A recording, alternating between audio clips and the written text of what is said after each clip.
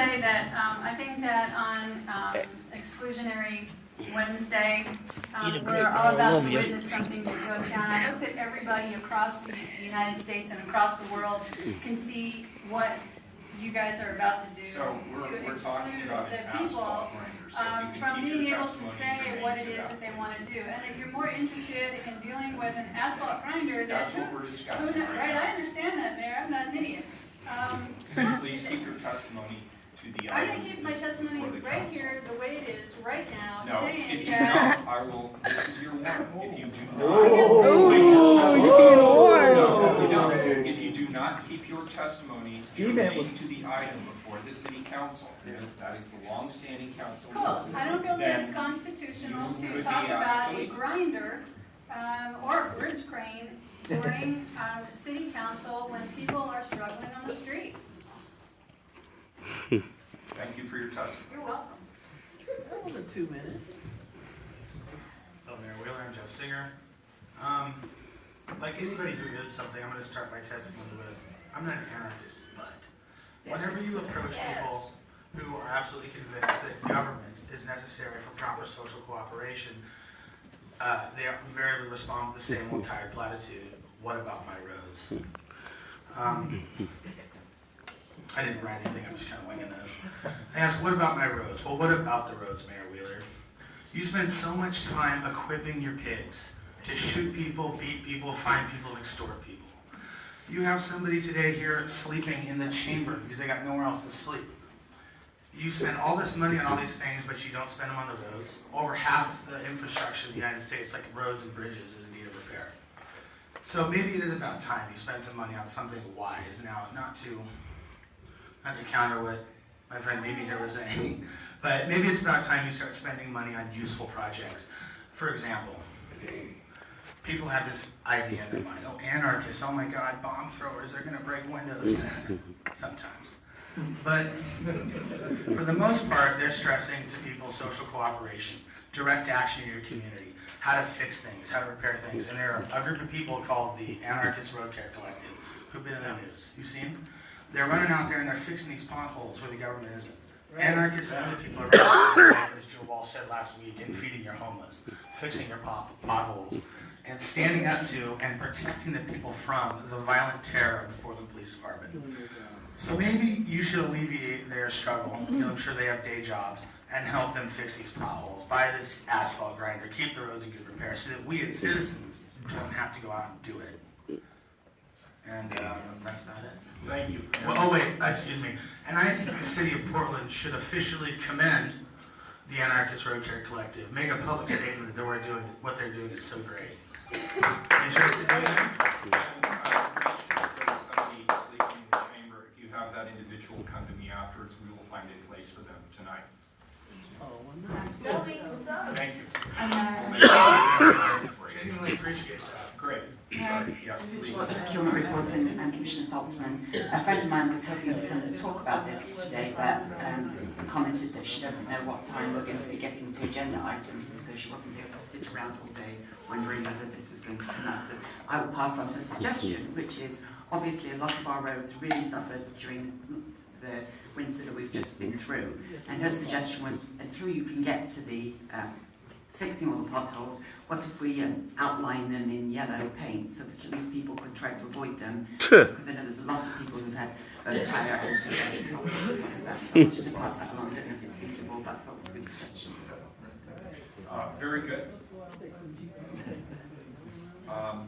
This is a non-emergency first reading, so unless anybody has any other issues, it passes to second reading. Please call the next item. 255, establish rules of conduct, ejection, and exclusion procedures for city council meetings and the city property, and establish responsibilities of city council presiding officer, the Bureau of Internal Business Services director, and persons in charge of the rules and procedures. So I'd like to start off by addressing some of the concerns that were raised here today. Some people also raised concerns about this last Friday. First of all, I want to be very clear what this ordinance does not do. This ordinance does not in any way limit the current testimony, the public testimony, public access to the city council. in any way. Moreover, other than this ordinance, we've also been talking about ways to expand current access both to me as the mayor and to the city council at large, so an expansion potentially of council rules.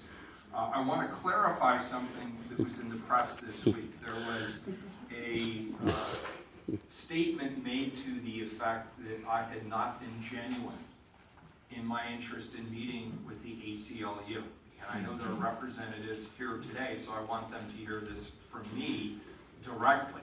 That was a very genuine offer. I put out the word based on testimony that we received in this chamber from the ACLU representatives suggesting they had some great ideas. I was curious to hear what those ideas were. We had this entire interim week to discuss those potential ideas. And without getting into the details, I will say we made ourselves available to ACLU attorneys and to ACLU leadership, both in person and by phone, and we still were not able to have that conversation. Now, does that mean I'm blowing them off? No. I have received their written testimony. They were kind enough to provide that written testimony to my team. We've gone through it. We've heard what they have said. We were on Think Out Loud together last week on OPV, and I had a chance to hear some of their suggestions there. This, first of all, does not take effect per code for 30 days, and that's standard in this case. Second of all, the main issue that people are raising, because it's a fairly complex code and there are some things in it the ACLU and others support, the main bone of contention here is the question of constitutionality of the proactive exclusion. That's the big bone of contention here. And I have conceded last week, and I will say again this week, there is a difference of opinion amongst informed attorneys as to whether this is constitutional or not. It may not be constitutional. But just a minute, just listen to me. Hear me out. I've been listening to you, now hear me out for a few minutes. Don't target a Trump attorney. What I have come to the conclusion is the right place to iron this question out is the federal court system. That is what it is for. We have Judge Simon here at the local level. We have the Ninth Circuit Court. So there is a process that we could put into place to resolve the question once and for all about whether or not it is constitutional. Out of an abundance of caution, and having heard the concerns raised by the ACLU, out of the concerns that have been raised by some of you in this room, we are going to pass the ordinance today, but the proactive provision will not be enforced until we have clear word from either judge, well, I'll just say because I'm no expert on it, from the federal court system here about the constitutionality. So I want you to know we will not, and I am the presiding officer, so I'm giving you my word, I'm not going to enforce the proactive provision in this ordinance until we have that clarity around the constitutionality of that aspect of the ordinance. That being said, the rest of the ordinance needs to be passed, and there is a strong desire by many to have it done. Again, it's not to limit public testimony, it's to make sure that whoever is sitting in those 3 seats are heard and respected, whether they agree with you or not. That's the point of this. So without further ado, if anybody has any more comments or questions, I'll ask that we call the roll. Call the roll. I got one question. Joel. The public testimony was already last week. This is the second reading. One genuine But question. it's an amendment. You can allow it. You can allow it. It's It's an an amendment. option. It's an amendment. Not a regulation. Please allow. If you don't know that if it's unconstitutional, then Oh, The we mayor's vote just till said next that week it's then. not going to be enforced until the courts have said it. Oh. Yeah, so why For pass 30 it? days. Why pass it then? Why pass it? Why pass it? Listen, we've heard you. I'm going to ask that you hear the city councilors now. You don't hear How us. much money is it? Henry, Hold off until you hear from the federal court. You said they're gonna pass it already, you already We delivered voted on it. I'll just keep talking talking so maybe the people at home can listen. Because, as I said on the last item, that people are not coming to city council chambers because they're afraid of being abused.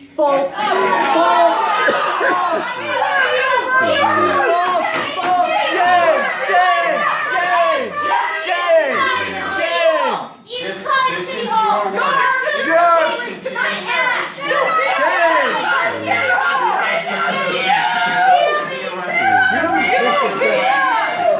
work. On October 12th, you beat us up! The Oregon Constitution says that freedom of speech and of expression should not be decided.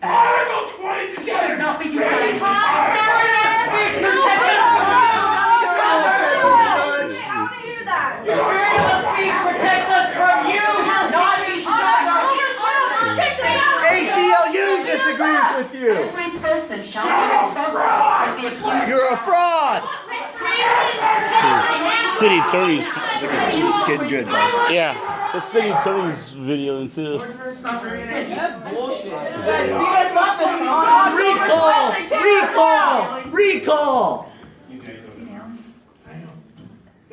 I'd like the opportunity to speak if the people here are willing to allow that. Don't sell us out. We kinda like you.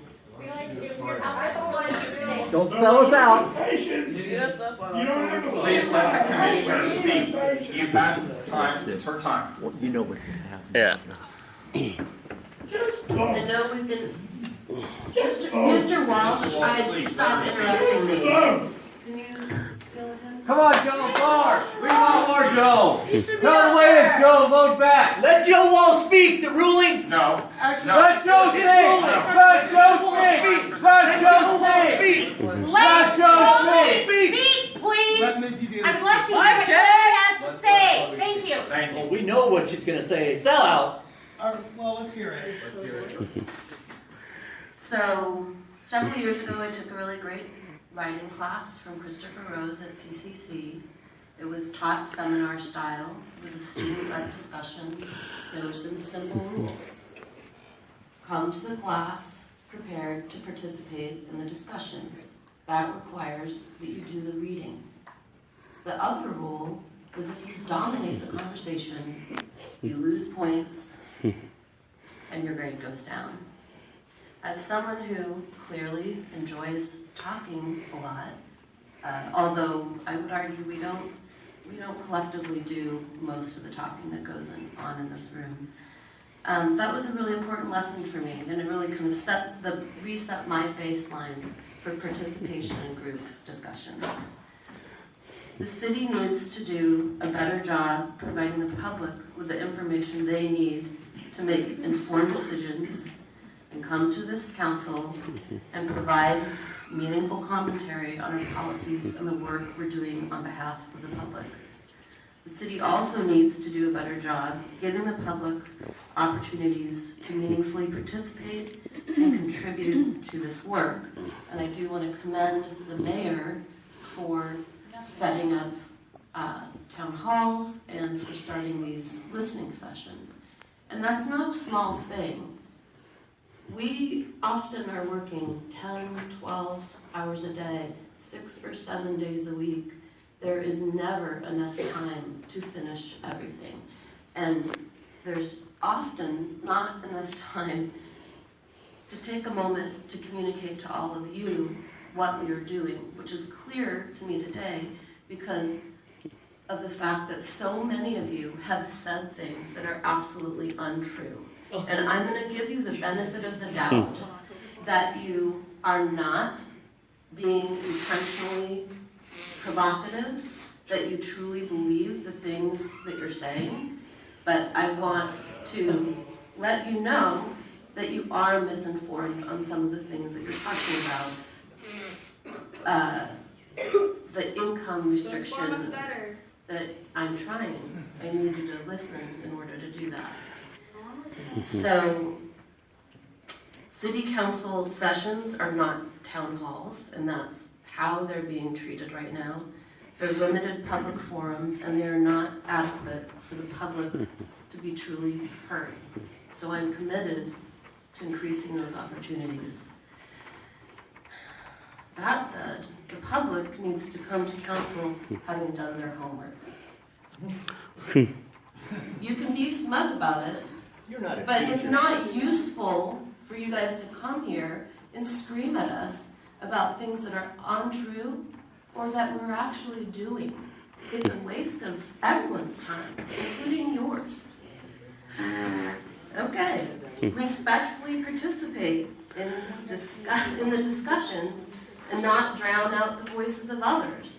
I'm not nearly as concerned with my voice as I am with the voices out here that a couple handfuls of you are drowning out. I don't know why you've decided that your voices are more important than anyone else who comes to this chamber. Their to voices give are more testimony. important to people. You guys have a whole bunch of money. Me, and you are an example of what I'm talking about. So You guys have a whole bunch of money. You do have nothing. Let her speak. Sell out. If you've done your homework on me, you would know that I'm a former homeless teenager. You would know that my nephew was killed in an officer-involved shooting. You would know that I've been an activist for the past 25 years, and it's my own experience of excessive force and police brutality that galvanized my commitment to activism and led me to where I am right now.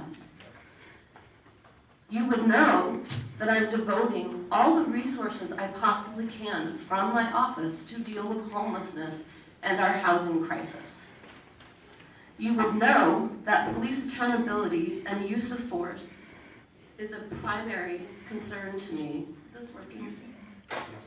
And this is probably not going to be appreciated by my colleagues, but I will vote no on the $2 million for practice ammunition.